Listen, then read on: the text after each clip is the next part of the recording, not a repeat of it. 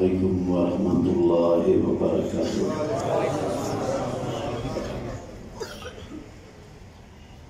نحمده ونصلي ونسلم على رسوله الكريم، اما بعد فاعوذ بالله من الشیطان الرجیم، بسم اللہ الرحمن الرحیم۔ ان الذين يتلون كتاب الله وأقاموا الصلاة وأنفقوا مما رزقناهم سرا وعلانية يرجون تجارة لن تبور۔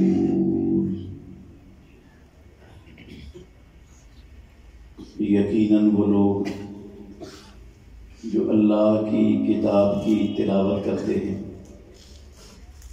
اور نماز قائم کرتے ہیں، اور جو کچھ ہم نے انہیں دیا اسے خفیہ اور اعلانیہ اللہ کی راہ میں خرچ کرتے ہیں، وہ ایسی تجارت کی امید رکھتے ہیں جس میں ہرگز خسارہ نہیں ہوگا۔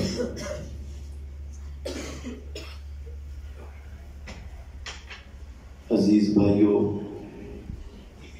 قابل احترام بزرگوں،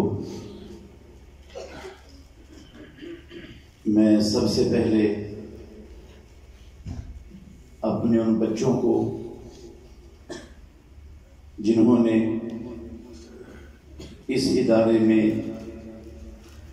اللہ کی کتاب کو اپنے سینوں میں محفوظ کیا ہے، انہیں دل کی گہرائی سے مبارکباد پیش کرتا ہوں۔ ان کے والدین کو بھی، ان کے اساتذہ کرام کو بھی، اور اس ادارے کے ساتھ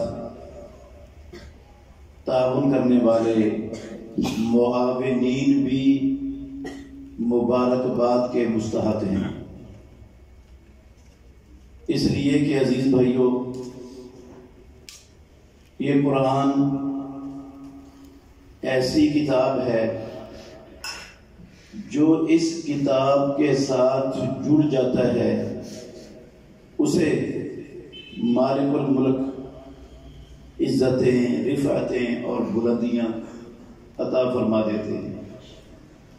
آپ دیکھ لیں، یہ قرآن محمد الرسول اللہ صلی اللہ علیہ وسلم پر نازل ہوا، پروردگار نے ان کو ساری کائنات کا امام بنا دیا۔ جس مہینے میں یہ قرآن نازل ہوا وہ سال کے 12 مہینوں میں سے سب سے افضل مہینہ بن گیا۔ جس رات میں مالک الملک نے اسے لوح محفوظ سے آسمان دنیا پر اتارا، وہ ایک رات 1000 مہینوں کی عبادت سے بہتر بن گئی۔ جن شہروں میں مالک الملک نے اس قرآن کو اتارا وہ شہر رب کی زمین پر سب سے مقدس شہر بن گئے، اور جس امت کے لیے مالک الملک نے یہ قرآن اتارا وہ امت خیر الامم بن گئی، ساری امتوں میں سب سے افضل ہو گئی۔ اور جو قرآن کو اپنے سینے میں محفوظ کر لیتا ہے، کل قیامت کے دن پروردگار اسے کہیں گے اقرا ورتقی فإن منزلتک عند آخر آیت تقرأها، قرآن پڑھتا جا، جنت کی سیڑھیاں اور منزلیں چڑھتا جا، جہاں تیری قرآن کی آخری آیت ختم ہوگی وہ بلند تیرا مقام ہوگا۔ یہ سب کچھ کیوں نہ ہو میرے بھائیوں، ناطق وحی محمد الرسول اللہ صلی اللہ علیہ وسلم کا فرمان ہے، جسے فاروق اعظم عمر بن الخطاب رضی اللہ عنہ نے بیان فرمایا۔ امام مسلم رحمت اللہ علیہ نے صحیح مسلم کے اندر درج کیا، ان اللہ یرفع بہذا الکتاب اقواما، پروردگار اس قرآن کی بہت بدولت قوموں کو رفعتیں، عزتیں، سربلندیاں عطا فرما دیتے ہیں۔ عزیز بھائیو، قرآن مجید کی تلاوت کو مالک الملک نے ایسی تجارت کہا ہے جس تجارت میں گھاٹا اور خسارہ نہیں ہوگا۔ جو آیت میں نے پڑھی ہے نا، یہ سورہ فاطر کی 29 نمبر آیت ہے۔ 30 نمبر بھی اس کے ساتھ ملا لینا، میں نے اختصار کی وجہ سے ایک ہی آیت پڑھی ہے۔ انشاءاللہ آپ کو بڑا فائدہ ہوگا، گھر میں ترجمے سے یہ آیتیں ضرور پڑھنا، حوالہ میں نے اس لیے دی ہے۔ اس میں مالک الملک نے کہا وہ ایسی تجارت کر رہے ہیں جس میں خسارہ نہیں ہوگا۔ میرا سوال ہے، میں 2-3 سوال کرنے انشاءاللہ آپ سے، اور انشاءاللہ الرحمن آپ پچھتائیں گے نہیں یہ گفتگو سن کر کہ ہم نہ بیٹھتے، چلے جاتے تو ہمیں نیند پوری کر کے فائدہ ہو جاتا، ہمارا وقت ضائع ہوا ہے۔ انشاءاللہ یہ نہیں سوچیں گے، نہ میں کوئی کچی بات کروں گا اور نہ بغیر دلیل کے بات کروں گا۔ انشاءاللہ فائدہ اللہ آپ کو بڑا دے گا، دنیا میں بھی اور آخرت میں بھی۔ سوال میرا یہ ہے، کیا پروردگار کی بات میں کوئی شک ہو سکتی ہے؟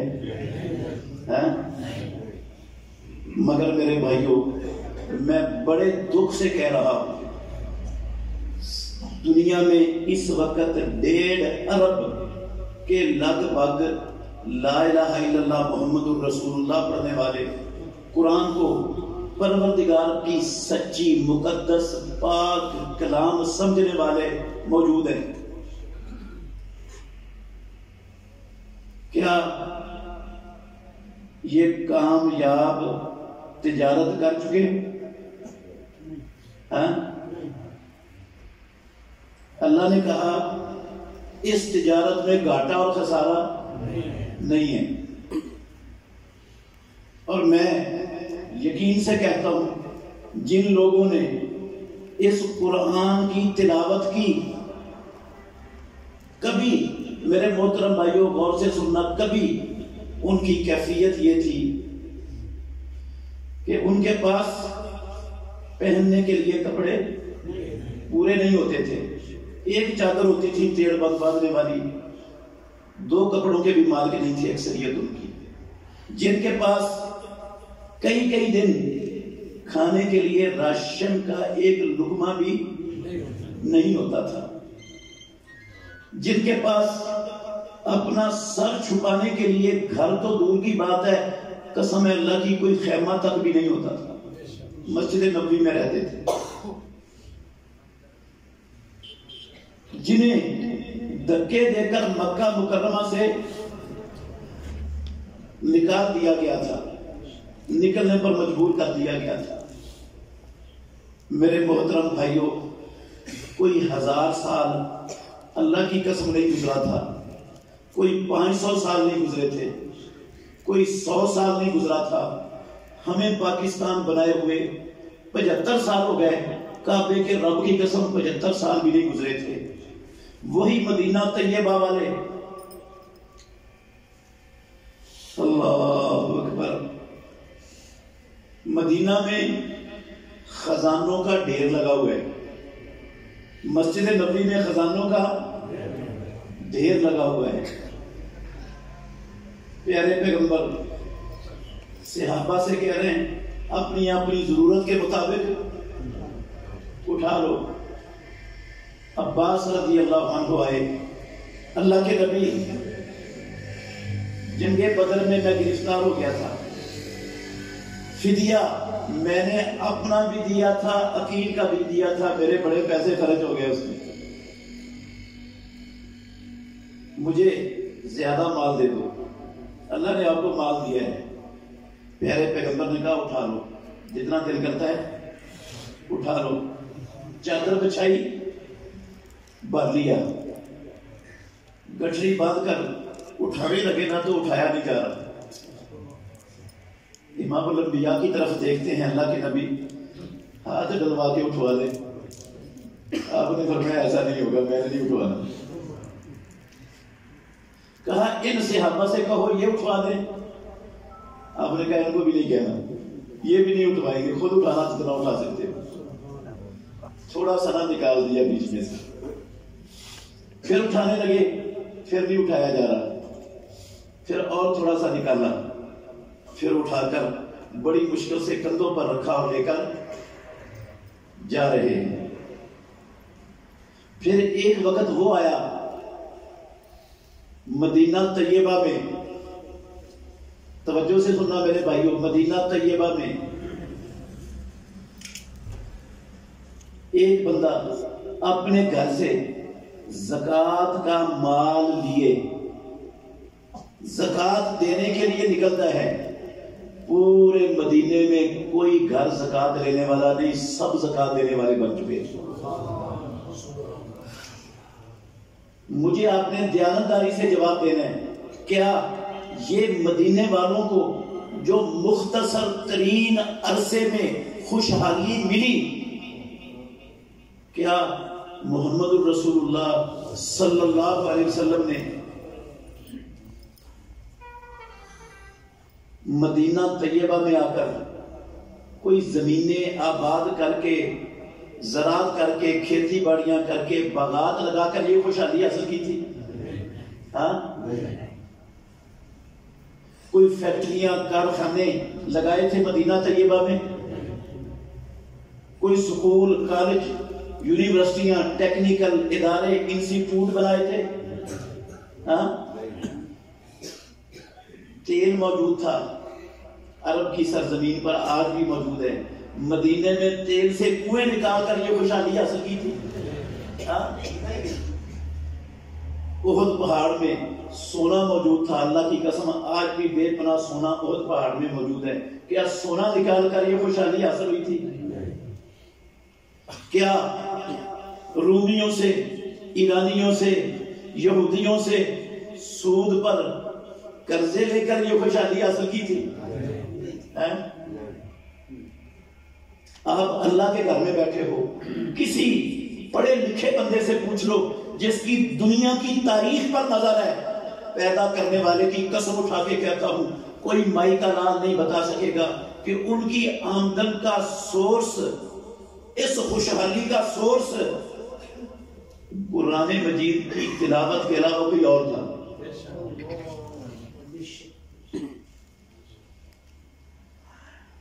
انہوں نے کون سی تجارت کی تھی؟ یہی والی تجارت کی تھی، یہی تجارت آپ کو سمجھانے لگا ہوں۔ یہی تجارت کی تھی جس کے بارے میں رب نے کہا ان الذین یتلون کتاب اللہ واقاموا الصلاۃ وانفقوا مما رزقناہم سرا وعلانیہ یرجون تجارۃ لن تبور۔ انہوں نے یہ تلاوت کی، پروردگار نے ساری دنیا کی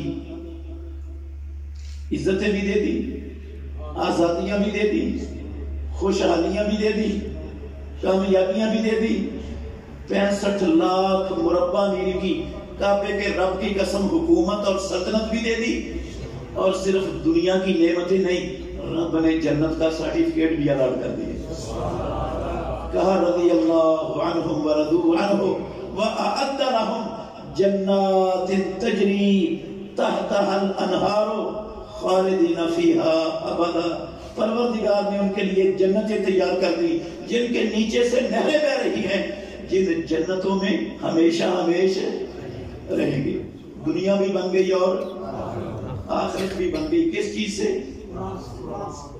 یہ والی تجارت سے جو آسمانوں والے رب نے امت محمد کو عطا کی ہے، سمجھائی ہے اور گارنٹی دی ہے کہ اس تجارت میں نقصان، گھاٹا، خسارہ نہیں ہے۔ اللہ اکبر۔ آپ کہیں گے یہ تجارت ہے قرآن مجید کی تلاوت بلا؟ ہاں میرے بھائیوں، قرآن میں کوئی شک ہے؟ پیارے پیغمبر کا ایک فرمان بھی سناتا ہوں تاکہ کوئی شک شبہ نہیں رہنا چاہیے۔ عقبہ بن عامر رضی اللہ عنہ بیان کرتے ہیں، محمد الرسول صلی اللہ علیہ وسلم نے، سنن ابو داؤد کی حدیث ہے، امام الانبیاء محمد الرسول اللہ صلی اللہ علیہ وسلم نے ایک دن صحابہ سے کہا، تم میں سے کس شخص کو پسند ہے وہ صبح سویرے اپنے گھر سے نکلے، وادی بطحان یا وادی عقیق میں جائے، مدینہ طیبہ کی دو مشہور وادیاں ہیں، وہاں جائے، فَيَأْتِيَ مِنْهُ بِالنَّاقَتَيْنِ قَوْمَوَيْنِ مِنْ غَيْرِ إِثْمٍ وَلَا خَطِيئَةٍ رَحِمٍ، وہاں جا کر مفت میں بڑی بڑی کوہانوں والی دو اونٹنیاں لے آئے، نہ کوئی گناہ کرنا پڑے نہ کوئی رشتہ داری توڑنی پڑے، مفت میں دو اونٹنیاں مل جائیں۔ کس کو پسند ہے؟ صحابہ نے کہا، اللہ کے نبی، کس کو یہ چیز پسند نہیں ہے؟ یہ رب نے دنیا کی محبت انسان کی فطرت کے اندر رکھی ہوئی ہے، کس کو نہیں پسند؟ یہ ہر بندے کو پسند ہے ہم میں سے۔ تو امام الانبیاء نے کہا، پھر سنو، اگر یہ پسند ہے نا، افلا یغدو احدکم الی المسجد فیقرأ او فیعلم آیتین من کتاب اللہ خیر لہ من ناقتین وثلاث خیر لہ من ثلاث واربع خیر لہ من اربع ومن آلاتہن من الابل۔ تم میں سے کوئی بندہ صبح اٹھ کر اللہ کے گھر میں کیوں نہیں آتا؟ مسجد میں کیوں نہیں آتا؟ وہ مسجد میں آ کر قرآن مجید کی دو آیتیں پڑھ لے یا دو آیتیں سیکھ لے۔ راوی کہتے ہیں یہ پڑھ لے کے لفظ بولے یا سیکھ لیے کے لفظ بولے، راوی کو شک ہے۔ خیر لہ من ناقتین، اس کے لیے بڑی بڑی کوہانوں والی دو اونٹنیاں حاصل کر لینے سے افضل اور بہتر۔ اگر تین آیتیں سیکھ لے، تین اونٹنیاں حاصل کر لینے سے بہتر، اگر چار سیکھ لے، چار اونٹنیاں حاصل کر لینے سے بہتر۔ وَمِنْ أَعْدَادِهِنَّ مِنَ الْإِبِلِ، جتنی قرآن مجید کی آیتیں اللہ کے گھر میں آ کر سیکھ لے، اتنی اونٹنیاں حاصل کر لینے سے بہتر۔ نہیں سمجھ آئی ہے آیت حدیث آپ کو؟ نہیں آئی، میں سمجھاتا ہوں انشاءاللہ، آپ کو نہیں آئی ابھی۔ اونٹنیاں دو مل جائیں، ہم دو کی بات کر لیتے ہیں۔ ایک اونٹنی آج کل کتنی قیمت کی ہے؟ 2-3 لاکھ کی لگا لیتے، چلو نارمل 2 لاکھ کی 3 لاکھ کی لگا لیتے، جس کو صبح سویرے گھر سے نکلے، چوری بھی نہ کرنی پڑے، خیانت بھی نہ کرنی پڑے، ڈاکہ بھی نہ مارنا پڑے، کوئی رشتہ داری توڑنا بھی نہ پڑے، کسی کو ناراض بھی نہ کرنی پڑے، 4-5 لاکھ روپیہ مل جائے مفت میں۔ صحیح بتائیں، اس کے پاؤں زمین پر لگیں گے؟ اچھا، یہ جو 4-5 لاکھ روپیہ ملا ہے اس کا فائدہ دنیا میں ہوگا یا آخرت میں؟ نہیں سمجھ آئی؟ ادھر سے جواب آئے 2 جہانوں میں۔ یہ بابا ان پیسوں کا فائدہ قسم اللہ کی دنیا میں بھی ہے اور آخرت میں بھی ہے۔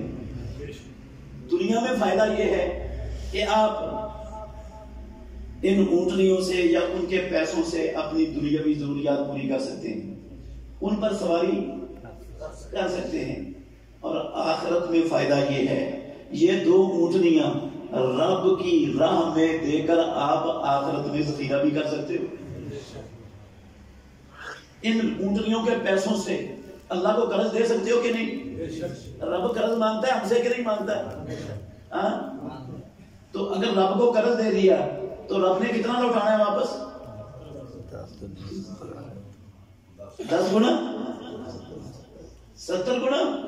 نہیں، اللہ کی قسم، اتنے گنا جن گنوں کا دنیا کا کوئی کیلکولیٹر کمپیوٹر قسم ہے اللہ کی حساب ہی نہیں کر سکتا۔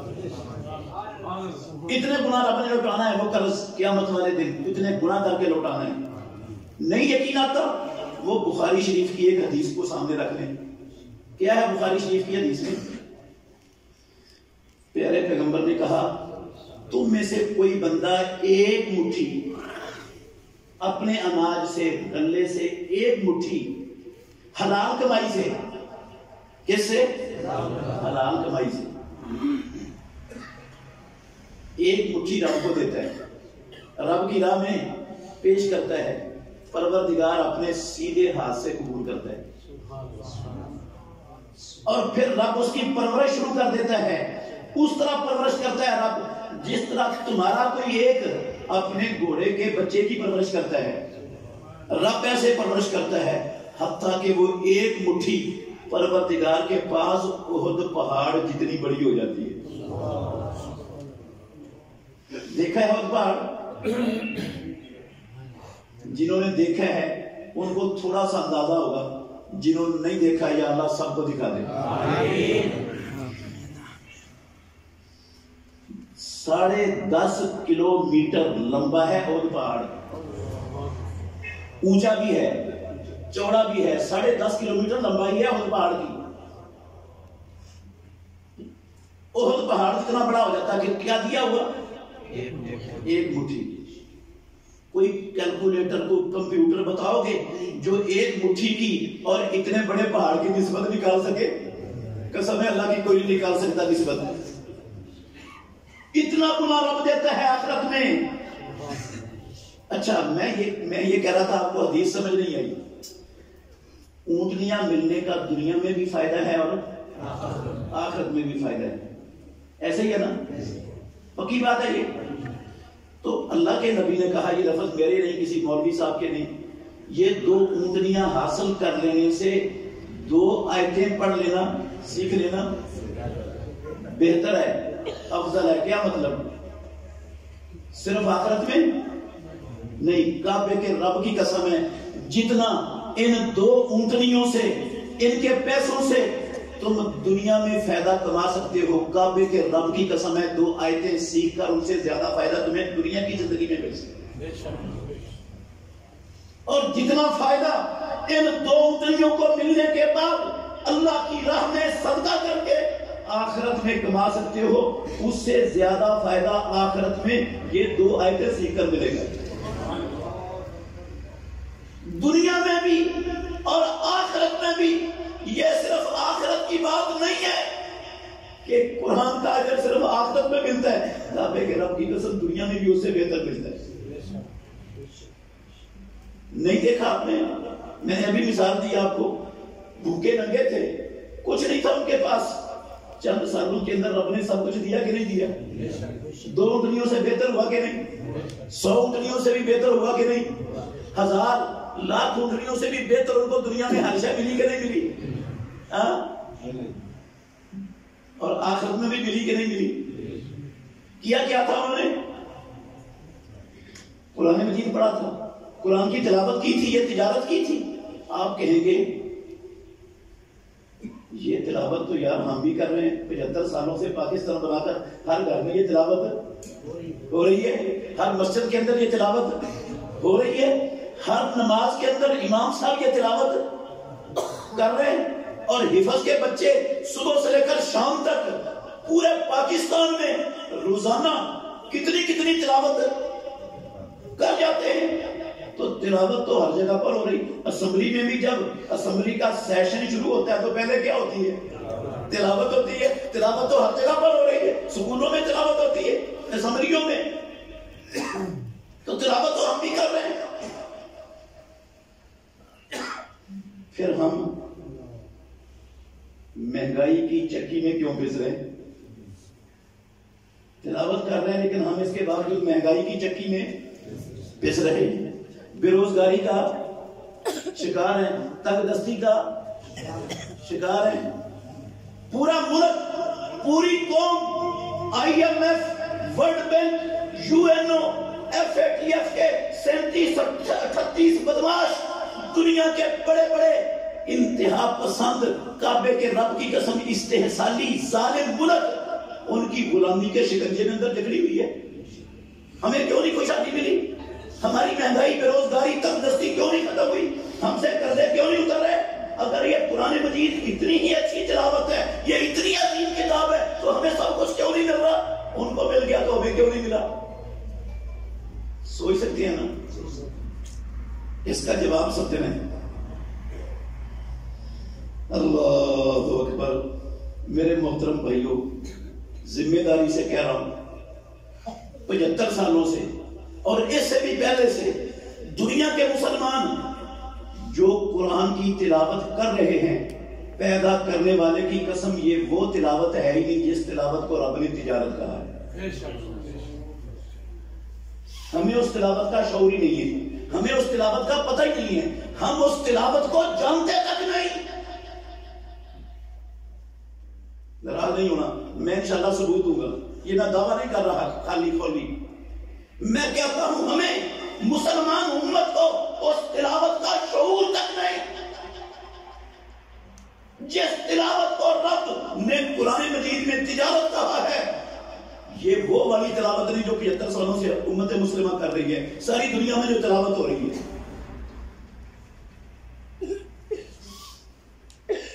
وہ کون سی تلاوت ہے بھئی؟ یہ تو آج میری بات سامنے آ رہی ہے کہ تلاوت بھی کئی قسموں کی ہے۔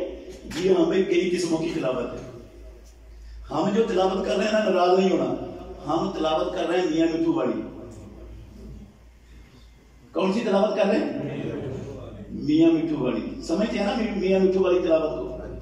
میاں مٹھو کو جو الفاظ آپ یاد کروا دیں، اس کی زبان پر چڑھوا دیں، جب آپ اس کے سامنے جائیں تو وہ لفظ بولتا ہے کہ نہیں؟ بولتا ہے نا؟ جو وہ لفظ بول رہا ہوتا ہے اس کو ان لفظوں کا مطلب بھی آتا ہوتا ہے نا میاں مٹھو کو؟ مطلب نہیں آتا، لفظ بولتا ہے لیکن اس کو پتہ نہیں اس کا مطلب، ان کا معنی کیا ہے۔ ہم تلاوت کر رہے ہیں کعبے کے رب کی قسم میاں مٹھو والی۔ یہ میاں مٹھو والی تلاوت تجارت نہیں ہے۔ اور میں اللہ کے گھر میں بیٹھا ہوں، ذمہ داری سے کہہ سکتا ہوں، قسم ہے اللہ کی، پروردگار نے صرف اس میاں مٹھو والی تلاوت کے لیے قرآن اتارا بھی نہیں۔ ہم پتہ نہیں کس وادی میں پھرتے، اس میاں مٹھو والی تلاوت کے لیے صرف قرآن آسمانوں سے نازل نہیں ہوا۔ کس تلاوت کے لیے نازل ہوا ہے؟ اور کون سی تلاوت تجارت ہے جس تجارت کے اندر گھاٹا اور خسارہ نہیں؟ ایک حدیث سے آپ اندازہ لگا لیں گے، یہ بھی سنن ابو داؤد میں ہے۔ تلاوت بتانے لگا ہوں کون سی؟ ابو عبد الرحمن السلمی، جلیل القدر تابعی ہیں رحمت اللہ علیہ، کہتے ہیں ہمیں ان لوگوں نے قرآن پڑھایا، ان اساتذہ سے ہم نے قرآن پڑھا جن اساتذہ نے ڈائریکٹ رسول اللہ سے قرآن پڑھا تھا، جو اللہ کے نبی کے شاگرد تھے، ہمارے استاد وہ تھے۔ انہوں نے نام لیے، عثمان بن عفان، عبداللہ بن مسعود اور صحابہ کے نام لیے، کہتے ہیں ہمارے یہ بڑے استاد تھے، انہوں نے ہمیں قرآن کی تلاوت سکھائی، یہ ہمیں قرآن پڑھاتے تھے۔ کیسے تلاوت کرواتے تھے یہ اساتذہ اپنے طلبہ کو؟ صحابہ کیسے سکھاتے تھے؟ میرے بھائیوں، آپ کا کیا خیال ہے؟ ویسے اس کی بھی دلیل موجود ہے، وقت کی قلت کی بنا پر وہ میں نہیں سنا رہا۔ جیسے اللہ کے نبی نے پڑھایا تھا ان کو، انہوں نے آگے ویسے پڑھانا تھا یا کوئی نیا طریقہ ایجاد کرنا تھا؟ ویسے ہی پڑھانا تھا نا۔ صحابہ تو نیا طریقہ ایجاد کرنے کے قائل ہی نہیں تھے۔ وہ تو اللہ کی قسم ایک لمحے کے لیے اس کو برداشت کرنے کے لیے بھی تیار۔ مثال تو اس کی ایک مثال تو عبداللہ بن عمر رضی اللہ عنہ، ان کے پاس ایک بندے کو چھینک آئی، کہنے لگے الحمدللہ والصلاۃ والسلام علی رسول اللہ۔ ترمذی شریف کی حدیث ہے، سب تعریفیں اللہ کے لیے اور درود و سلام اللہ کے رسول پر۔ وہ بندہ کہنے لگا، غلط لفظ ہے، بڑے اچھے لفظ ہے، الحمدللہ بھی بڑا عمدہ جملہ ہے، اور والصلاۃ والسلام علی رسول اللہ بھی بڑا کمال اور عمدہ جملہ ہے۔ اللہ نے صلاۃ و سلام پڑھنے کا قرآن میں ایمان والوں کو اپنے نبی پر حکم دیا ہوا ہے، وہی صلاۃ و سلام اس نے پڑھا ہے۔ اللہ کا حکم ہے, پڑھو اس کو. الحمدللہ قرآن کے لفظ ہے. تو عبداللہ بن عمر رضی اللہ عنہما قسم ہے اللہ کی کہنے لگے, اوے بندے, ما ہکذا علمنا رسول اللہ صلی اللہ علیہ وسلم, جس نبی کا ہم نے کلمہ پڑھا ہے اس نبی نے اس موقع پر یہ لفظ کوئی نہیں پڑھے. میں بھی قائل ہوں الحمدللہ والصلاۃ والسلام علی رسول اللہ کا, لیکن اس موقع پر یہ لفظ نہیں سکھائے. ہم ہیں نبی کے امتی, ہم نبی کے الفاظ چھوڑ کر کوئی اور لفظ کروڑ اچھے ہوں اختیار نہیں کر سکتے. نہیں چلنے دیے, کہا نہیں پڑھنے لفظ, نہیں گنجائش اسلام میں تھی. لفظ بے حد اچھے ہیں, غلط بھی نہیں ہے, لیکن نہیں پڑھیں گے. جس نبی پر دین مکمل ہوا اس نبی نے یہ لفظ, جو اتنی چیز برداشت نہیں کرتے تھے, وہ نبی کا طریقہ چھوڑ سکتے تھے؟ کہتے ہیں ابو عبد الرحمن السلمی, ہمیں ان لوگوں نے قرآن پڑھایا جنہوں نے رسول اللہ سے پڑھا تھا. کیسے پڑھاتے تھے؟ غور کرنا میرے بھائیوں, کون سی تلاوت ہے؟ کنا نقرأ العشر الآیات, ہم قرآن مجید کی 10 آیتیں تلاوت کرتے تھے, 10 آیتیں پڑھتے تھے. ہمارے استاد ہمیں قرآن کی 10 آیتیں پڑھاتے تھے. ولا نتجاوزها, یہ 10 آیتیں پڑھ کر ہم آگے چلتے نہیں تھے. حتی نعلم ما فیہا, جب تک ہم جان نہیں لیتے تھے آسمانوں والے رب نے ان آیتوں میں ہمیں پیغام کیا دیا ہے. ہمارے خالق و مالک کا ان آیات میں ہمیں حکم کیا ہے, کس چیز کو رب نے ہمارے لیے حلال کیا ہے, کس چیز کو حرام کیا ہے. ماں باپ کے حقوق کیا بتائے ہیں, میاں بیوی پر ایک دوسرے کے حقوق کیا بتائے ہیں, ہمسایوں کے حقوق, اولاد کے حقوق کیا بتائے ہیں, سیاست, معیشت, معاشرت, معاملات, دنیا میں زندگی بسر کرنے کے اصول کیا سمجھائے ہیں. جب تک جو خالق و مالک کا ان 10 آیتوں کے اندر اپنے بندوں کے نام پیغام تھا, جب تک ہم اس پیغام کو سمجھ نہیں لیتے تھے, وَنَعْمَلَ عَلَيْهَا, اور اس پورے پیغام پر عمل نہیں کر لیتے تھے, اگلی 10 آیتیں شروع نہیں کرتے تھے. پہلے ہمارے استاد ہمیں الفاظ کا سکھاتے, پھر ان کا معنی سمجھاتے, پھر ان پر ہم عمل کرتے. جب یہ 3 چیزیں مکمل ہو جاتی تو پھر اگلی 10 آیتیں پڑھنے کے لیے استاد صاحب کے پاس بیٹھ جاتے.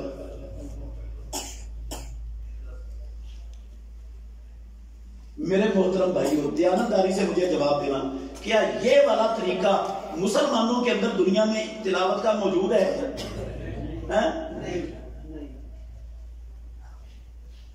کہاں موجود ہے یہ طریقہ؟ اللہ اکبر. افتخار صاحب کہتے ہیں مدارس کے اندر موجود ہے.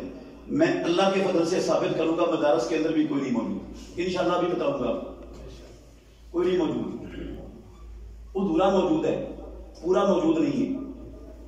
بتاؤں گا, ابھی بتاتا ہوں انشاءاللہ, آپ کو سمجھ آئے گی کہ میں مبالغہ نہیں کر رہا. دنیا میں کہیں طریقہ یہ نہیں ملے گا. قرآن مجید میں بھی رب نے یہی کہا ہے, کتاب انزلناہ الیک مبارک. اور مسلمانوں, قرآن مجید ایسی کتاب ہے جس کو ہم نے آسمانوں سے برکتوں کا خزانہ بنا کر نازل کیا ہے دنیا میں. لِيَدَّبَّرُوا آیَاتِهِ, تاکہ اللہ کے بندے اس کی آیتوں پر غور و فکر کریں, تدبر کریں, ان کو سمجھیں. وَلِيَتَذَكَّرَ أُولُو الْأَلْبَابِ, تاکہ یہ اللہ کے بندے جن کو رب نے عقل مند بنایا ہے یہ اس سے زندگی کے ہر قدم پر رہنمائی لیں. وَلِيَتَذَكَّرَ أُولُو الْأَلْبَابِ, قرآن سے کیا لیں؟ رہنمائی لیں. ایک ایک قدم اٹھانے سے پہلے قرآن سے پوچھے, میں نے اپنا ہیئر سٹائل بنانا تو کیسے بنانا ہے, میں نے لباس پہننا تو کیسا پہننا ہے, میں نے آنکھیں استعمال کرنی ہے کہاں کرنی ہے اور کیسے کرنی ہے اور کہاں نہیں کرنی, کانوں کی قوت گویائی کس کے لیے استعمال کرنی ہے کس کے لیے استعمال نہیں کرنی, زبان کہاں چلانی ہے کہاں نہیں چلانی, کہاں کس حد تک چلانی ہے, ہاتھ کن کاموں کے لیے رب نے دیے, ٹانگیں کہاں چلنے کے لیے دیے. کیسے کرنی ہے، نظام تعلیم کہاں سے لینا ہے، کیسے بنانا ہے، معیشت، معاشرت، معاملات، تجارت کن اصولوں پر چلانی ہے۔ وَلِيَتَذَكَّرَ، یہ صرف میاں مٹھو والی تلاوت کے لیے نہیں اترا، لِيَدَّبَّرُوا آیَاتِهِ، اس لیے رب نے قرآن اتارا دنیا میں تاکہ یہ عقل والے جانور نہیں ہیں، گہیں ویسے کیڑے مکوڑے، حشرات الارض، چرند پرند، یہ عقل والے۔ اولو الباب کون ہے؟ انسان۔ اولو الباب کن کو بنایا رب نے؟ وَلِيَتَذَكَّرَ اولو الباب، تاکہ یہ عقل والے اس سے رہنمائی حاصل کریں۔ بڑا تعجب کیا ہے اللہ کی قسم رب نے قرآن پر، افلا یتدبرون القرآن ام علی قلوب اقفالها، ان کو انجینئرنگ کا ہر اصول سمجھ آ جاتا ہے، فیس بک کی ہر شے، ہر باریکی سمجھ آ جاتی ہے، کمپیوٹر کی ہر شے سمجھ چھوٹے چھوٹے بچوں کو آتی ہے۔ اللہ کی قسم جن کو عقل نہیں ہے ان کو پتہ ہے سٹیٹس کیسے لگایا جاتا ہے موبائل پر، ہر شے سمجھ آتی ہے، لیکن افلا یتدبرون القرآن، اگر دنیا میں کوئی شے نہیں نہ سمجھ آتی تو وہ کیا ہے؟ وہ قرآن ہے۔ ام علی قلوب اقفالها، میں نے تو ان کے دلوں پر تالے کوئی نہیں لگائے تھے، میں نے تو ان کو کھلے دل پیدا کیے تھے، ہر شے سمجھ آتی ہے۔ قرآن کو سمجھنے کے لیے ان کی آنکھوں پر پردے پڑ جاتے ہیں، ان کانوں میں بوجھ آ جاتا ہے۔ اللہ اکبر۔ لہم، کیا کہا رب نے؟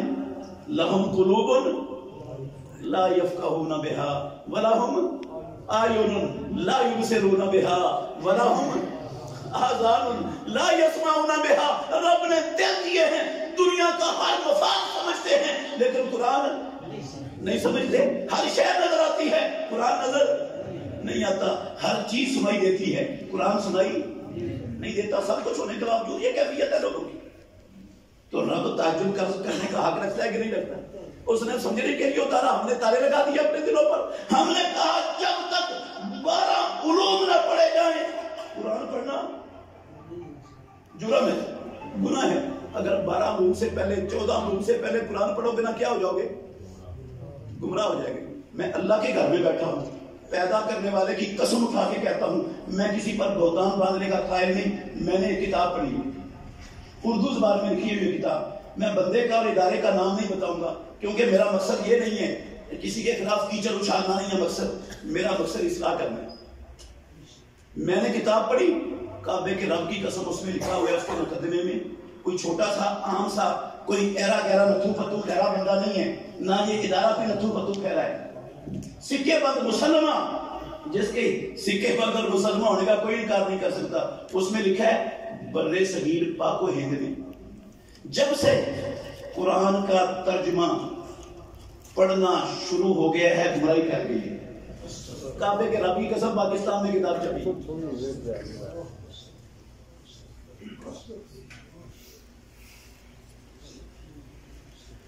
اللہ اکبر۔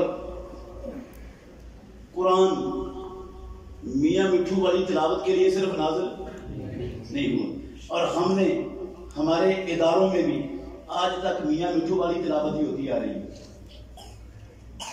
کیسے؟ افتخار صاحب کہہ رہے تھے، میں تھوڑی سی وضاحت کر دیتا ہوں۔ 75 سال ہو گئے پاکستان بنے ہوئے، مدرسے چل رہے ہیں، مدرسے چل رہے ہیں۔ دیانتداری سے بتانا، مدرسوں میں پڑھے ہوئے لوگ، ان کی زبانیں کیا قرآن مجید کی تعلیم کے مطابق استعمال ہو رہی ہیں؟ صحیح صحیح بتائیں۔ کوئی ایسی مجلس جس میں علماء بیٹھے ہوں اور دوسروں کی غیبت نہ ہو رہی ہو، کسی کے عیب نہ بیان کیے جا رہے ہوں، کسی پر تنقید نہ ہو رہی ہو مجلس میں، بتائیں مجھے، گالیاں نہ دی جا رہی ہوں دوسروں کو، کیچڑ نہ اچھالا جا رہا ہو لوگوں پر، جھوٹ نہ بولا جا رہا ہو، ممبر و محراب میں کھڑے ہو کر اللہ کی قسم میں ہزاروں جھوٹ سنا سکتا ہوں، آپ کے ممبر پر کھڑے ہو کر جھوٹ بولنے سے ڈریب ہی نہیں۔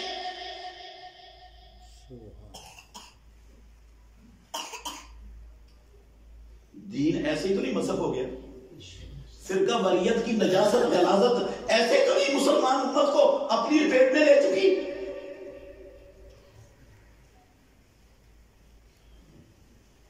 اسلام قرآن فرقہ واریت پھیلانے کے لیے آیا, فرقے پارٹیاں بنانے کے لیے آیا, مسلمانوں کو ایک دوسرے کے دستے گریبان کروانے کے لیے آیا, ایک دوسرے پر کفر کے فتووں کی مشینیں گاڑنے کے لیے قرآن آیا دنیا میں کہ اپنے گھر میں کفر کے فتوے کی مشین گاڑ اور پوری یہ باتی کو کافر کرا دے.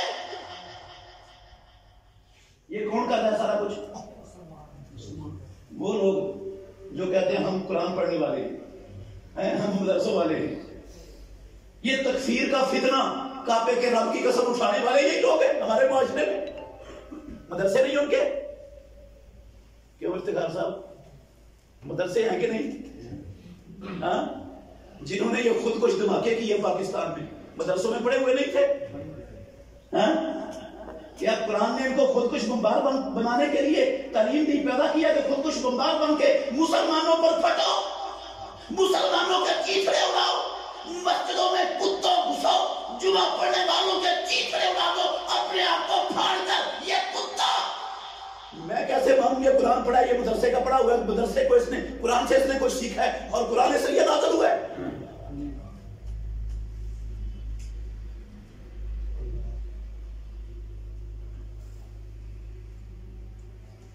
اللہ اکبر.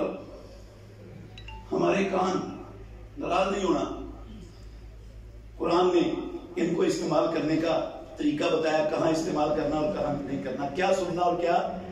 انصاف سے بتائیں, دیانتداری سے, کیا ہمارے قرآن صرف کان وہی سنتے ہیں جس کے سننے کی قرآن مجید نے ہمیں تعلیم دی ہے, جو قرآن مجید نے اصول بتلائے ہیں؟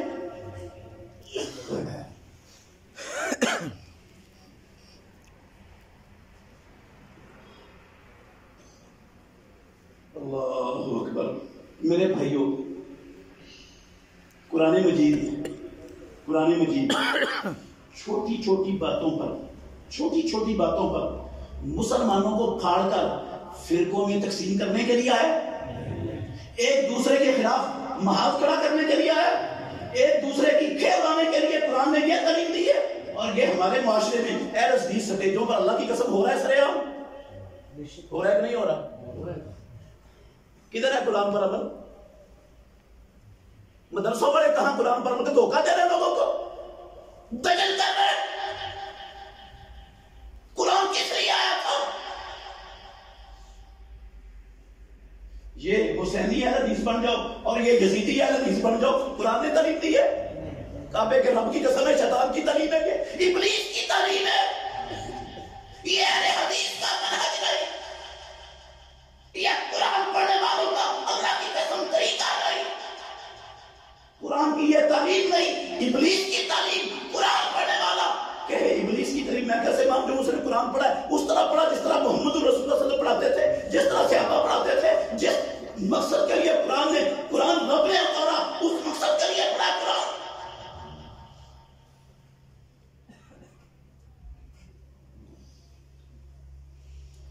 اللہ اکبر. کس لیے کیا تلاوت ہے ہماری؟ آپ بتائیں, میاں مٹھو والی ہے کیا اس سے اچھی ہے؟ اچھا, قرآن مجید میں قسم ہے اللہ کی, مالک الملک نے, میں مثال دے رہا ہوں موٹی سی, ویسے اور بھی مثالیں دے سکتا ہوں, ختم کر دی میں نے, زیادہ لمبی بات نہیں کرنا چاہتا. موٹی سی مثال دے رہا ہوں. قرآن مجید میں رب نے مہنگائی, آج آپ پریشان ہیں مہنگائی سے یا کوئی پریشان نہیں؟ سب پریشان ہیں, کمر توڑ دی ہے سفید پوش لوگوں کی مہنگائی نے. ہر بندہ پریشان آ رہا ہے. کیا قرآن میں اس مہنگائی کا علاج لکھا ہوا ہے کہ نہیں؟ کبھی کسی نے پوچھا قرآن میں کیا اس کا ذمہ دار کون ہے؟ سب سے پہلے اس مہنگائی کا ذمہ دار کون ہے؟ لو میں 2-3 باتیں آپ کو سمجھاتا ہوں, ذرا غور کرنا.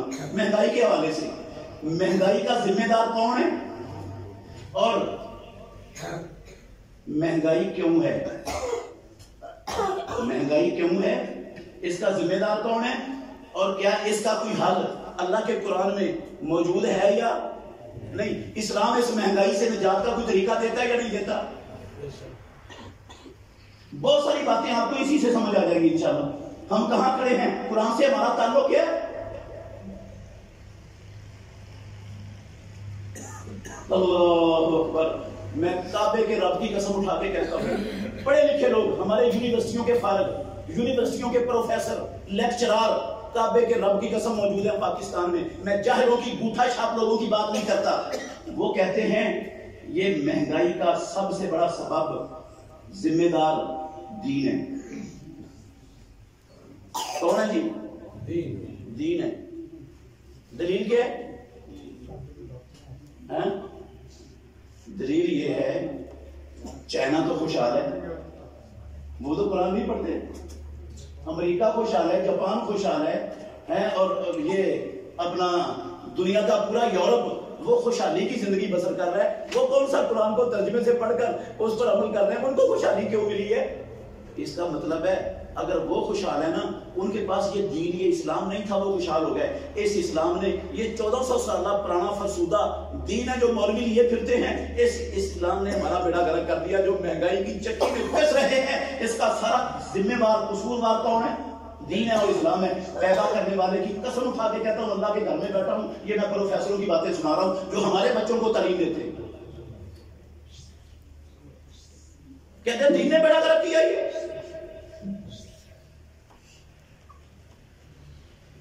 اچھا، ایسے بھی لوگ موجود ہیں ہمارے معاشرے میں، ناراض نہیں ہونا، مسلمانوں کی بات کر رہا ہوں. ایسے لوگ بھی موجود ہیں ہمارے معاشرے میں جو کہتے ہیں مہنگائی کا سبب پتہ کیا ہے؟ قسم اللہ کی موجود ہے. وہ زبان سے شاید اقرار نہ کریں آپ کے سامنے، لیکن ان کا عمل قسم اللہ کی اس کا بین ثبوت ہے. عمل ان کا وہ بھی میں آپ کو بتا دیتا ہوں. ایسے لوگ بھی ہیں، وہ کہتے ہیں یہ جو مہنگائی ہے نا، اس کا سبب ہے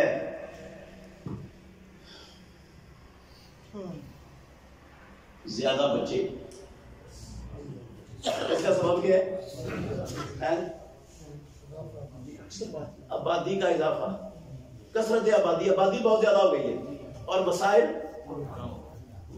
کم ہیں. اور جب آبادی زیادہ ہوگی، وسائل کم ہوں گے تو مہنگائی تو ہونی ہے. پھر اصل سبب یہ ہے. اس کا مطلب کیا ہے؟ آپ کو نہیں سمجھ آتا مطلب کیا؟ میں سمجھاتا ہوں. اس کا مطلب یہ ہے کہ پروردگار کو مینجمنٹ میں غلطی لگی ہے. ہاں جی، رب کو مینجمنٹ میں کیا لگی ہے؟ رب کو پتہ نہیں چلا، وسائل کم تھے، اس نے بچے زیادہ پیدا کر دیے لوگوں میں، معاشروں میں. اور یہ بچوں کی آبادی کی بہتات کی وجہ سے وسائل کم تھے، مہنگائی ہو گئی. پیدا کرنے والے کی قسم یہ سوچ مسلمان رکھتے ہیں. ہندوؤں، یہودیوں، عیسائیوں، کتوں بلوں کی بات نہیں کرتا، مسلمانوں کی بات کر رہا. وہ زبان سے نہ بھی کہیں تو ان کا عمل یہ صراحت کرے گا کہ اصل ذمہ دار رب ہے. اس کا مطلب کون ہے ذمہ دار مہنگائی کا؟ رب ہے. اس کو پتہ نہیں چلا، اس سے غلطی ہو گئی ہے. وسائل تھوڑے تھے اس کے پاس، اس نے مخلوق زیادہ پیدا کر دی دنیا میں. اس کے لیے وزارتیں بنی ہوئی ہیں. وزارتیں اس کے لیے کیا بنی ہے؟ کیا نام ہے؟ بہبود آبادی کی وزارتیں. یہ وزارتیں بنانے والے، میں کعبے کے رب کی قسم اٹھا کے کہتا ہوں، رب کو نہیں مانتے. رب کو نہیں مانتے. یہ خود رب بنے بیٹھے. یہ لوگوں کے رازق خود بنے ہوئے، اس کو رزاق ماننے کے لیے تیار نہیں ہے. میں ان سارے نظریات کا رد کر سکتا ہوں لیکن وقت نہیں. تھوڑا تھوڑا اشارہ دے دیتا ہوں تاکہ آپ کسی کو سمجھا سکیں. میرے بھائیوں، اگر اسلام دین اس مہنگائی کا سبب ہوتا تو پھر وہ مدینے والے بھوکے ننگے بھوکے نہ مر جاتے؟ پھر ان کو خوشحالی کہاں سے ملتی؟ وہ کیسر و کسرا کو تباہ کر کے ساری دنیا کے حکمران کیسے بن جاتے؟ مدینے میں خزانوں کے ڈھیر کہاں سے لگ جاتے؟ اس کا مطلب ہے یہ بکواس ہے. اور اگر آبادی زیادہ ہونا، آبادی کا زیادہ ہونا یہ مہنگائی کا سبب ہوتا نا، تو کعبے کے رب کی قسم ہے، قرآن میں رب نے کہا وَلِلَّهِ خَزَائِنُ السَّمَاوَاتِ، زمینوں اور آسمانوں کے سارے خزانے کس کے پاس ہیں؟ اللہ کے پاس ہے. وہ انسان نہیں صرف قسم ہے اللہ کی, دنیا میں جس جاندار کو پیدا کرتا ہے کعبے کے رب کی قسم ہے, وہ جاندار بعد میں آتا ہے, آسمان والا رب اس کے رزق کا پہلے بندوبست کرتا ہے آسمان. میں اس پر دلائل دے سکتا ہوں, دلائل ہے میرے پاس. رزق پہلے بندوبست کر کے بعد میں کسی کو جاندار کو دنیا میں پیدا کرتا ہے. اور پیارے پیغمبر نے کہا اگر تمہارے انسان جن پہلے پچھلے آدم علیہ السلام سے لے کر قیامت تک پیدا ہونے والے سارے اکٹھے ہو جائیں میدان میں, جتنے مر گئے آج تک, جتنی قومیں پیدا ہوئی دنیا میں, اور جتنے پیدا ہونے ہیں قیامت تک, سارے اکٹھے ہو جائیں, جن بھی اور انسان بھی سارے, اور پروردگار سے مانگنا شروع کر دیں. ہر ایک وہ مانگے جو اس کے دل کی آواز ہو, جو اس کے دل میں آئے. پروردگار ہر ایک کو اس کے دل کی مراد عطا کر دے, دے دے. جنوں کو بھی انسانوں کو بھی. کعبے کے رب کی قسم ہے, اللہ کے گھر میں بیٹھا ہوں, پروردگار کے خزانوں میں اتنی بھی کمی نہیں آتی جتنی ایک سوئی کو سمندر کے اندر ڈبو کر نکالو تو سمندر کے پانی میں جتنی کمی آتی ہے. رب کے خزانوں میں سب کو اتنا دے کر اتنی بھی کمی نہیں آتی. اس کے پاس اتنے خزانے ہیں, وہ اتنا خزانوں کا مالک ہے. اللہ نے کہا وَلَا تَقْتُلُوا أَوْلَادَكُم مِّنْ إِمْلَاقٍ, اپنی اولادوں کو بھوکوں کے ڈر سے قتل نہ کرو. نَحْنُ نَرْزُقُهُمْ وَإِيَّاكُمْ, الفاظ پر کبھی غور کیے؟ نَرْزُقُهُمْ وَإِيَّاكُمْ, تم مامے بڑے پھرتے ہو لوگوں کی رزق کے, ہم تم سے پہلے ان کے رزقوں کا بندوبست کیا ہوا ہے. تمہارا بعد میں پہلے ان کا کیا جو بھی آئے تھے دنیا میں.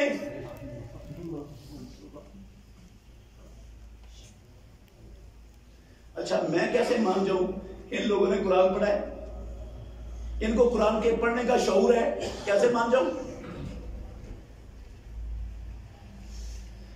اللہ اکبر. ایک اور موٹی سی مثال دیتا ہوں, موٹی سی میرے بھائیوں, موٹی سی مثال ہے, غور کرنا اللہ کے لیے.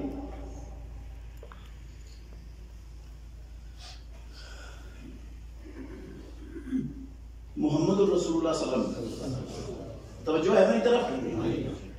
ساری دنیا کفر, کعبے کے رب کی قسم اللہ کے گھر میں بیٹھا ہوں.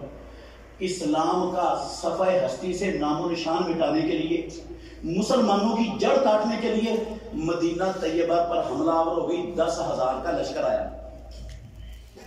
سارا کچھ میں ختم کر رہا ہوں, صرف اشارہ کر رہا ہوں. 10,000 کا لشکر آیا. اور میں یہ ذمہ داری سے کہہ رہا ہوں, پورے مدینے کی مسلمانوں کی آبادی بچوں عورتوں بوڑھوں سمیت 10,000 نہیں تھے, اور ان کو مٹانے کے لیے کتنے آئے؟ 10,000. مشرکین مکہ بھی, بنو غطفان بھی, خیبر کے یہودی بھی, اور نجد کے قبائل بھی, 10,000 کا لشکر آیا. ادھر اندر یہودیوں نے معاہدہ توڑ دیا. بنو قریظہ کے یہودی بستے تھے مدینے میں, انہوں نے معاہدہ توڑ دیا. وہ پیچھے سے اسلحہ جمع کر کے مسلمانوں کے کمر میں خنجر بھونکنے کے لیے تیار ہو گئے. اللہ کی قسم تیار ہو گئے. اور ادھر پورا مدینہ نرگے میں ہے, پورا مدینہ نرگے میں ہے. غور کرنا میرے بھائیوں, پورا مدینہ نرگے میں ہے. مسلمانوں کی تعداد کتنی ہے جو خندقوں کے پیچھے کھڑے ہیں؟ کون بتائے گا آپ میں سے؟ 313. اور کوئی؟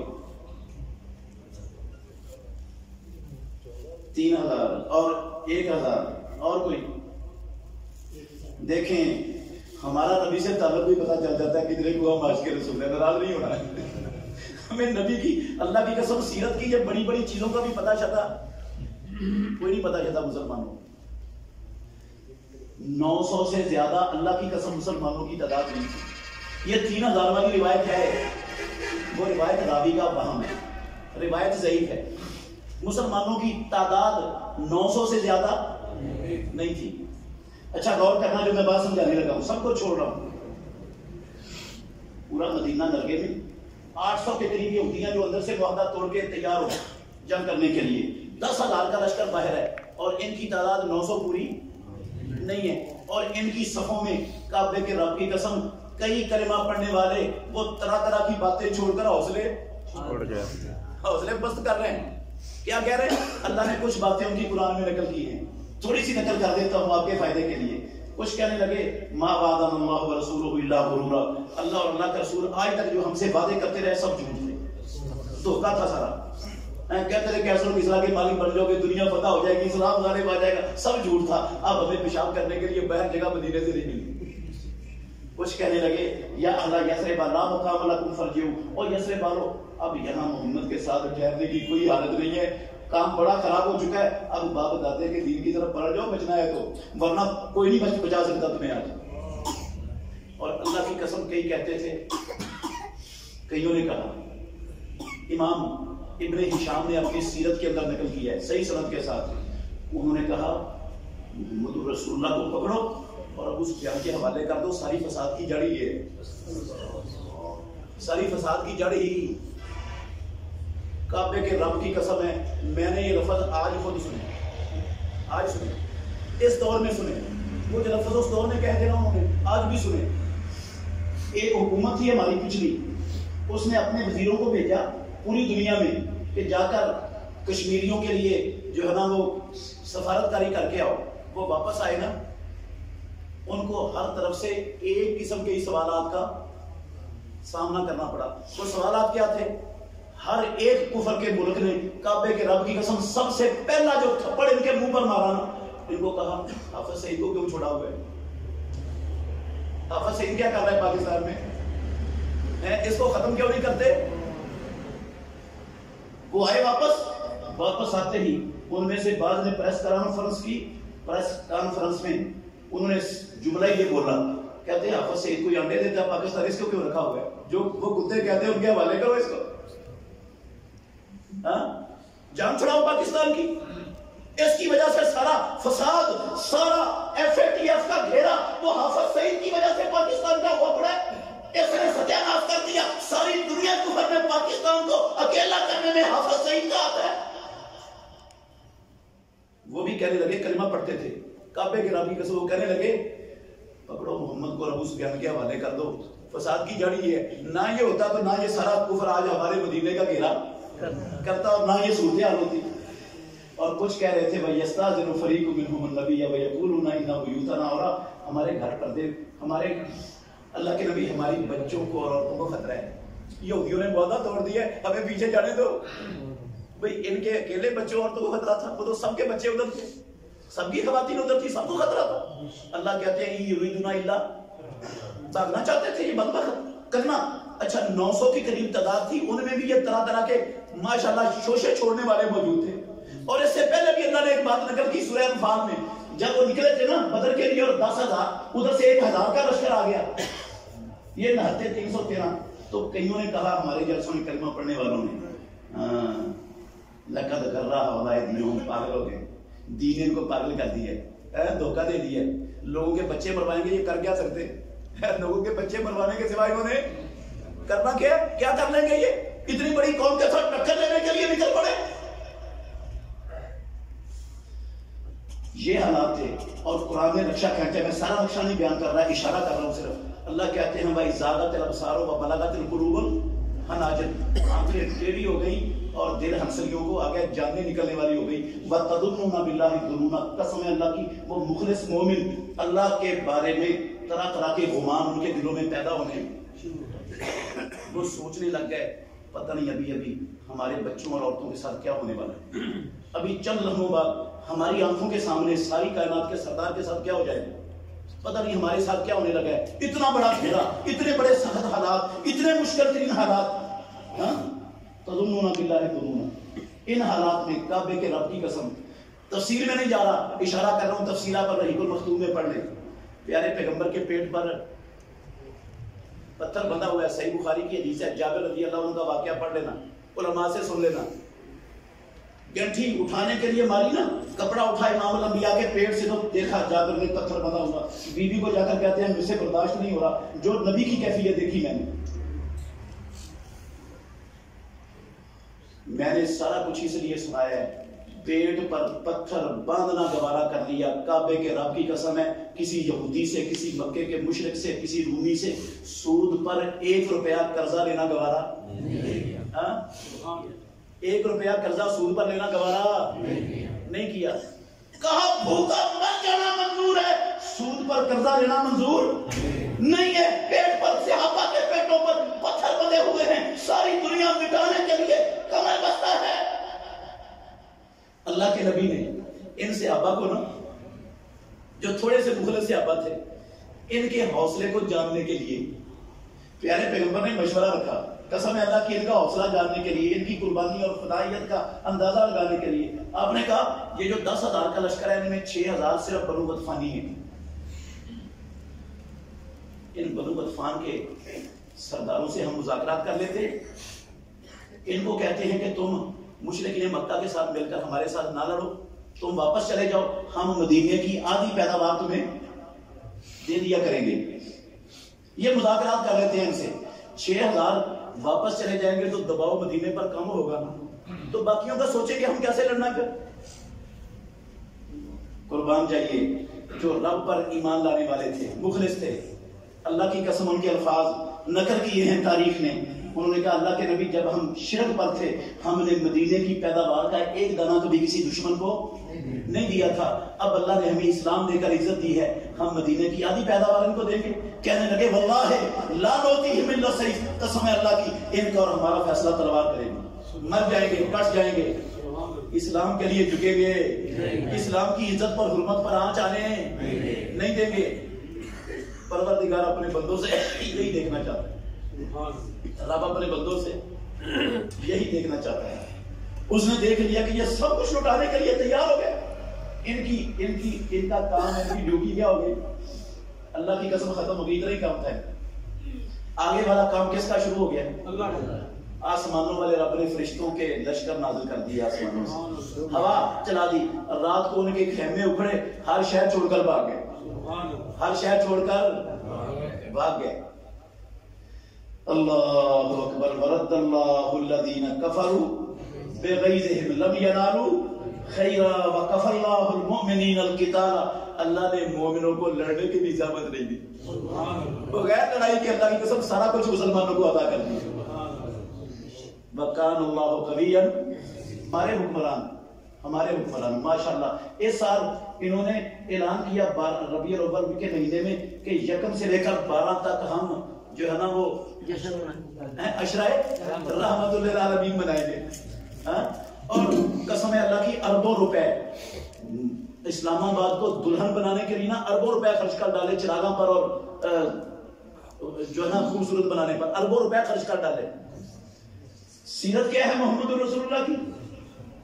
انہوں نے ایک ٹکا سود پر لینا گوارا, اور انہوں نے کشکول گلے میں ڈالے ہوئے, جوڑیاں پھیلائی ہوئی ہیں, کبھی IMF کے دروازے پر, کبھی ورلڈ بینک کے دروازے پر, کبھی UNO کے دروازے پر, کبھی سلامتی کونسل کے مسٹنڈوں کے پاس, کبھی FATF کے کتوں کے پاس, کبھی امریکہ بدماش کے پاس. ہمارا ملک ڈیفالٹر ہونے لگا ہے, بیڑا غرق ہونے لگا ہے, ہمیں ڈالروں کے سود پر چند ٹکڑے ڈال دو. شرم نہیں آتی اس نبی کا ہفتہ عشرہ رحمت للعالمین بنانے والوں کو, کس نبی کا پاک نام کن پلید گندی زبانوں سے لیتے.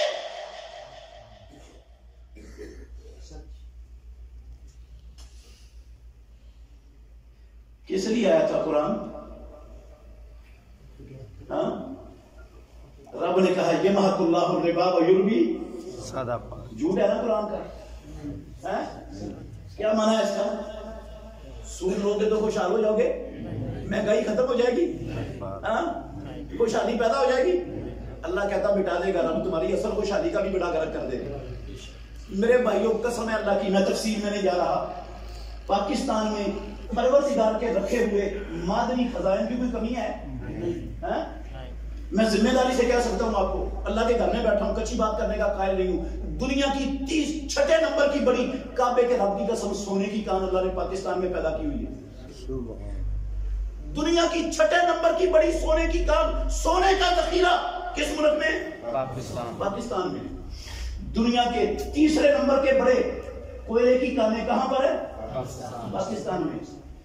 دنیا میں سب سے پہلے نمبر کی نمک کی کان کہاں پر ہے؟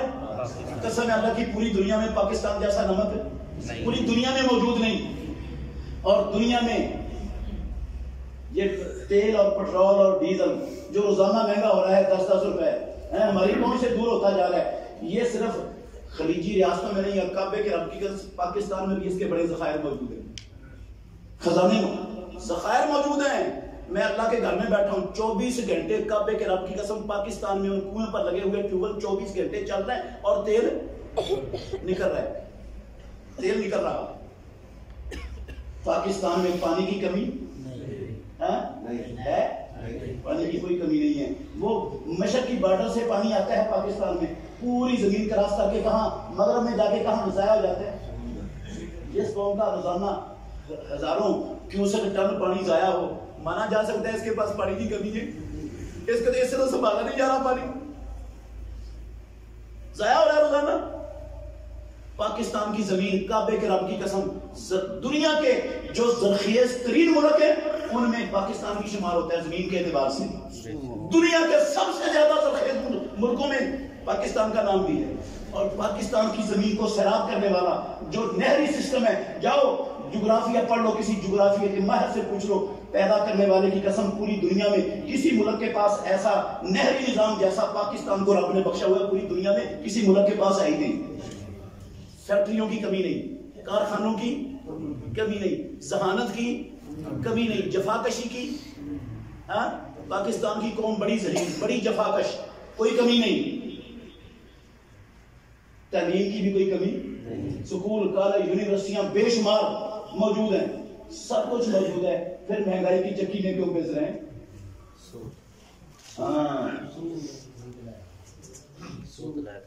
ابھی وہ ساجد صاحب ساجد صاحب آپ کو سنا رہے تھے، آپ نے غور ہی نہیں کیا اس پر۔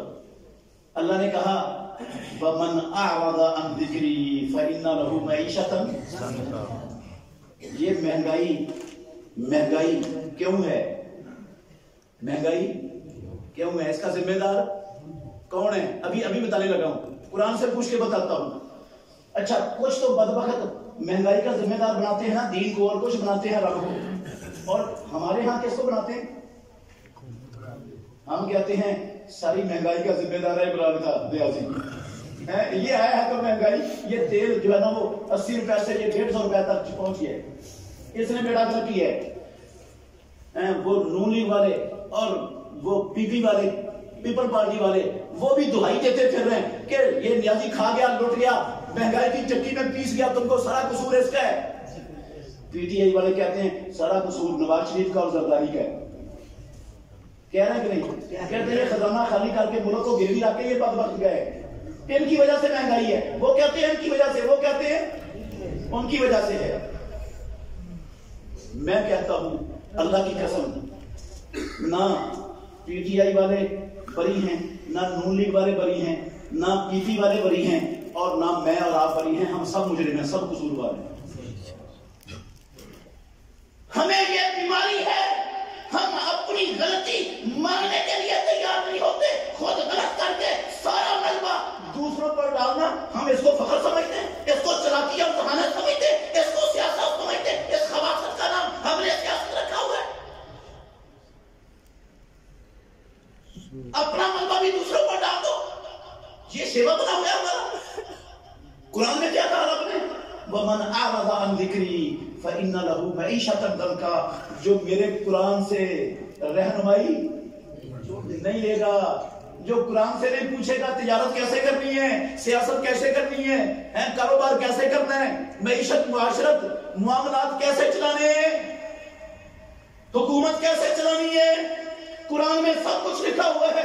جو قرآن سے نہیں پوچھے گا فَإِنَّ لَهُ مَعِيشَةً ضَنْكًا، بے شک ان کے پاس سونے کے پہاڑ ہوں، چونے کے پہاڑ ہوں، جبسم کے پہاڑ ہوں، سارا ملک فیکٹریوں کارخانوں سے بھرا ہوا ہو، ساری زمین سونا اگلنے والی ہو، تیل پٹرول ہو، کوئلہ ہو، دنیا کی ہر نعمت ہو، سارا 24 گھنٹے یہ خون پسینہ ایک کرتے رہیں، فَإِنَّ لَهُ مَعِيشَةً ضَنْكًا۔ مہنگائی ختم، مہنگائی ختم۔ قسم ہے اللہ کی، ہم آنکھوں کی جنت میں رہتے ہیں وہ لوگ جو کہتے ہیں اچھے حالات آنے والے ہیں، تسلیاں دیتے ہیں جھوٹی، منافع کرنا، کہتے ہیں یہ مہنگائی ختم ہو جائے گی، کنٹرول کر لیں گے۔ بھئی رب کے قرآن کو چھوڑ کر کیسے کنٹرول کر لو گے؟ ہو جائے گی؟ رب کی بات قرآن کی غلط ثابت کر دو گے۔ وَمَنْ أَعْرَضَ عَنْ ذِكْرِي فَإِنَّ لَهُ مَعِيشَةً ضَنْكًا۔ جو قرآن سے منہ موڑے گا، اس کی رہنمائی سے ہٹے گا، یہودیوں سے صلیبیوں، ہندوؤں، کمیونسٹوں، بدھ متوں، مجوسیوں، ان کے نظاموں، سیاستوں، ان کو اپنائے گا، معیشت ضم کا وہ مہنگائی کی چکی سے نکلے گا، بے روزگاری ختم، تنگ دستی ختم، یہ دنیا کے قرضوں سے جان نہیں چھوٹے گی، معیشت ضم کا. غلط ہو جناب قرآن. اور ناطق وحی نے کہا، سنن ابن ماجہ کی حدیث ہے صحیح سند کے ساتھ، لمبی حدیث ہے، بڑی کمال کی ہے، میں ساری سناؤں گا تو اللہ کی قسم آپ حیران ہو جائیں گے. اس کا ایک جملہ صرف سنا رہا ہوں. پیارے پیغمبر نے کہا وَلَمْ يَنْقُصُ الْمِكْيَالَ وَالْمِيزَانَ إِلَّا أُخِذُوا بِالسِّنِينَ وَشِدَّةِ الْمَعُونَةِ وَجَوْرِ السُّلْطَانِ. جو قومیں، جو لوگ ناپ تول میں کیا کرتے ہیں؟ کمی کر لیتے ہیں. جن میں ناپ تول میں کمی کی بیماری آ جاتی ہے، پروردگار ان پر قحط مسلط کر دیتا ہے، ان پر مہنگائی اور بے روزگاری کا عذاب نازل کر دیتا ہے، اور وہ بادشاہ کے ظلم کا شکار ہو جاتے ہیں. یہ آسمانوں والے رب کا قانون ہے، یہ اس کا نبی بیان کر رہا ہے. یہ صرف اللہ کے نبی نے نام لیا ہے کم تولنے اور کم ماپنے کا. لم ينقص المکیال والمیزان. اس کم تول، ماپ تول میں کمی کا نتیجہ کیا بلا نکلتا ہے؟ ذرا غور کرنا، نتیجہ کیا نکلتا ہے؟ نتیجہ نکلتا ہے لوگوں کا حق کھانا. کم تولنے سے، ناپنے سے کیا ہوگا؟ ہم لوگوں کا حق کھائیں گے. میں نے پچھلے درس، یاد ہے آپ کو میرا پچھلا درس؟ یاد ہے کہ نہیں؟ میں نے کہا تھا رشوت، کرپشن، ملاوٹ، خیانت، جھوٹے قبضے کر کے لوگوں کے، ان کے مال ہتھیانا، پانی چوری کرنا، بجلی چوری کرنا، یہ سارے لوگوں کے حقوق طرف ہوتے ہیں سے کہ نہیں؟ ہم صحیح بتانا، اللہ کے گھر میں بیٹھے ہو، میں ساری تقریر تو نہیں دہرانے لگا، مسلمانوں کا ملک ہے، ماشاءاللہ مسلمان ہیں ہم سارے. گھر سے آپ کوئی ضرورت کی چیز لینے کے لیے مارکیٹ جائیں تو ہر جگہ سے خالص شے آسانی سے مل جاتی ہے نا؟ نہیں. کیا کہہ رہے ہیں؟ صحیح گل ہے. کوئی شے اللہ کی قسم خالص مسلمانوں کے ملک میں آسانی سے ملتی نہیں. اچھا، یہ تو ماشاءاللہ اہل حدیث ہیں، عاشقان رسول ہیں، غلامان مصطفیٰ ہیں، اہل سنت ہے. یہ ڈنڈی نہیں نہ مارتے. مجھے خطرہ ہے، مجھے لگتا ہے وہ انڈین آرمی آتی ہے، بارڈر کراس کر کے وہ ہر شہر میں ملاوٹ کر کے راتوں رات واپس چلی جاتی ہے. یہ نہیں کر سکتے، یہ تو مسلمان ہے. یا وہ آتے ہیں اپنا اسرائیل کے اشتہونی یا برطانیہ کے اور امریکہ کے چوڑے ہوائی جہازوں میں آتے ہیں، ہر شہر میں ملاوٹ کر کے راتوں رات واپس چلے جاتے ہیں. کون کرتا ہے یہ سارا کچھ؟ قصور نکالتے ہیں نواز شریف کا، قصور نکالتے ہیں عمران خان کا، قصور نکالتے ہیں زرداری کا. ہیں وہ بھی مجرم، کعبے کے رب کی قسم سارے مجرم ہیں، سارے بے ایمان ہیں، سارے مفاد پرست ہیں. کسی کو نہ ملک سے، نہ قوم سے، نہ دین سے، کعبے کے رب کی قسم کوئی غرض نہیں. ان کو اپنے پیٹ سے، اپنے مفادات سے غرض ہے. اور یہ تحفے ہمیں ہمارے اعمال کے نتیجے میں ملے ہوئے ہیں. ہمارے اعمال کے نتیجے میں یہ تحفے ملے ہوئے ہیں. ورنہ رب کے پاس عمر بن خطاب جیسے خلیفہ کوئی کمی ختم ہو گیا. رب کے پاس عمر بن خطاب جیسے خلیفہ آج نہیں مل سکتا. کیوں نہیں ملتا؟ ہمارے کرتوت نہیں ہے ویسے، ہمارے کرتوت ویسے نہیں. ہم کہتے ہیں فلاں ذمہ دار، فلاں، ہم سارے ذمہ دار. قرآن میں رب نے کہہ دیا تم سارے مجرم ہو. وَمَا أَصَابَكُم مِّن مُّصِيبَةٍ فَبِمَا كَسَبَتْ أَيْدِيكُمْ وَيَعْفُو عَن كَثِيرٍ. جتنی مصیبتوں سے دوچار ہو تمہارے اپنے ہاتھوں کی کمائی کا نتیجہ ہے. ابھی تو رب تمہاری بہت ساری نافرمانیوں کو معاف کرتا جا رہا ہے، اور اگر ہر نافرمانی پر پکڑے تو کسی زندہ کو نہ چھوڑے زمین پر.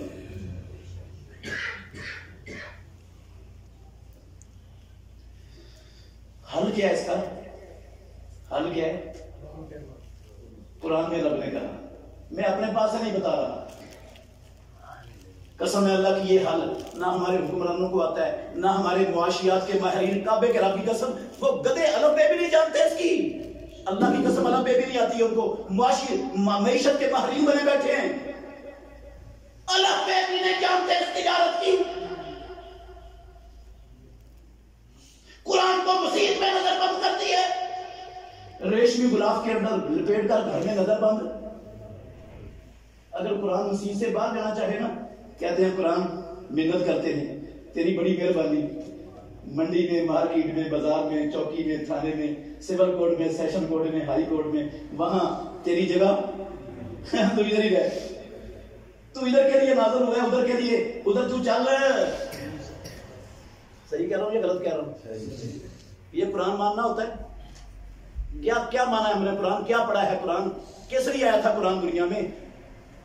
تعویذ بنا کر گلے میں ڈالنے کے لیے آیا تھا؟ اسی لیے آیا تھا. پلیٹوں پر، کولیوں پر دیکھ کر گھول کر پینے کے لیے آیا تھا. تعویذ دیکھ کر بوتل میں ڈال کے نہانے کے لیے آیا تھا. مردوں کو پارسل کرنے کے لیے آیا تھا قرآن کٹھے کر کے، ہے نا؟ کسی کا حق مارنا ہو تو عدالت میں جا کے پنچایت میں بیٹھ کر جھوٹی قسم کھانے کے لیے آیا تھا قرآن دنیا میں. فرقہ واریت، پارٹی بازی کا گند پھیلانے کے لیے آیا تھا دنیا میں. ہم نے تو سارا کچھ قرآن کو اس لیے استعمال کیا ہوا. یہی ہو رہا ہے، اس کے علاوہ بھی ہو رہا ہے. جھوٹی قسموں کے لیے استعمال ہو رہا ہے، تعویذ فروشی کے لیے استعمال ہو رہا ہے، فرقہ واریت کا گند پھیلانے کے لیے استعمال ہو رہا ہے. اور استعمال ہندو یہودی عیسائی نہیں کر رہے، کون کر رہے؟ مسلمان کر رہے ہیں. یا زیادہ سے زیادہ آیا تو کس لیے آیا؟ میاں مٹھو کی، میاں مٹھو جیسی تلاوت کرنے کے لیے آیا. بس اس سے زیادہ تو آیا کہ قرآن کا مقصد ہی کوئی نہیں اس کے سوا. تو جو امت قرآن کے ساتھ یہ سلوک کرے گی، دیانتداری سے بتاؤ، خوشحالی ملے گی، آزادی ملے گی، عزت ملے گی، دنیا کی خلافت ملے گی، کامیابی ملے گی. جو لولا لنگڑا اسلام میرا اور آپ کا ہمیں دنیا میں خوشحال نہیں بنا سکتا، کافروں سے اللہ کی زمین کو چھڑا کر ہمیں اللہ کی زمین کا مالک نہیں بنا سکتا، ناراض نہیں ہونا. وہ ہمیں جہنم سے آزاد کروا دے گا، وہ ہمیں جنت کا وارث بنا دے گا. جو دنیا میں ہمیں چند زمین کے ٹکڑوں کا وارث نہیں بنا سکتا، وہ لولا لنگڑا میرا اور آپ کا اسلام جنت کا وارث ہمیں کیسے بنائے گا؟ ہم نے قرآن کو سمجھا کیا؟ قرآن کو جانا کیا؟ مسلمانوں کے ہاں قرآن کی قدر و قیمت حیثیت ہے کیا؟